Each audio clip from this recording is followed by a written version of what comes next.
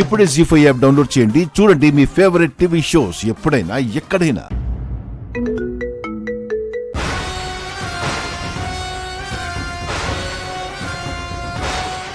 రాథోడ్, మనోహరిని పిలు.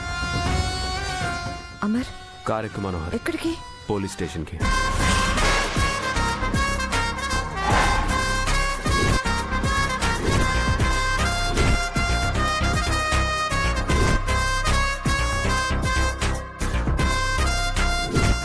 ఒక్క నిమిషం ఆగరండి.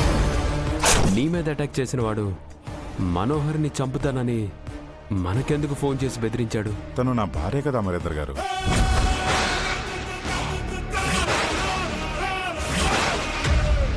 ఏంటి, మనోహరి నీ భార్య?